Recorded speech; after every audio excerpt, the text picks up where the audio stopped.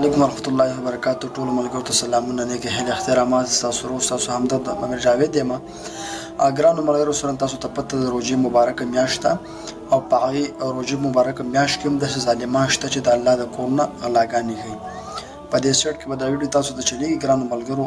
په فیسبوک کې لګیا وم دغه ویډیو را مخې دران ډېر زیات خفګان مې محسوس کړو، ډېر زیات خفه شوم په هغه وجه مې چې د خپلو ملګرو سره هم په دغه ویډیو شریکه کړو. ګرانو ملګرو له اول خو ټولو نه مخکې په دغه خلکو باندې لعنت ووایي چې دغسې خلک ته خدای پاک تباه او برباد کړي چې څوک چا خبره چې جومات هم د پیژني جومات نه غلاګانې کوي او بیا داسې خلکو له غلاګانې کوي چې هغه خلک اعتکاف ته ناست دي. نو ګرانو ملګرو ډېر د افسوس مقام دی. مونږ وایو کرونا راله، لاکډاون دی، پلانکې دی، هر څه ګران دي. نو دا په ځای باندې دي. هغې وجه دغه ده چې ګرانو ملګرو زموږ مسلمانان چې کوم دي دا ډېر بل طرف ته روان دي. د هغې رزلټ دغه دی چې ګرانو ملګرو دغه څه ملګري په اعتکاف ته ناست او دغه درنده دغه ظالم چې کوم دی نو په دغه اعتکاف کې د دغه خلکو نه موبایل یې پټوي. خپل ویډیو کې تاسو ته ښکاري په دې سایټ کې ګران ملګرو د افسوس مقام دی. روژې مبارکه میاشت ته وګوره او داسې عذابونو ته وګوره، کرونا د لاکډاون دی، هر یو شیز ګران دی، غریب خفه دی.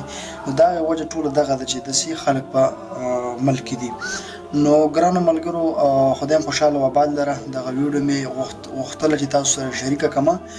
نو ټول ملګري چې څونه دا ویډیو ګورئ نو مهرباني وکړئ زر ته زر شیر کړئ او ټول ملګرو ته مې دغه درخواست دی عاجزانه چې ټول په دغه ظالم باندې لعنت ووایي چې خدای دې هلاک او تباه او برباد کړي.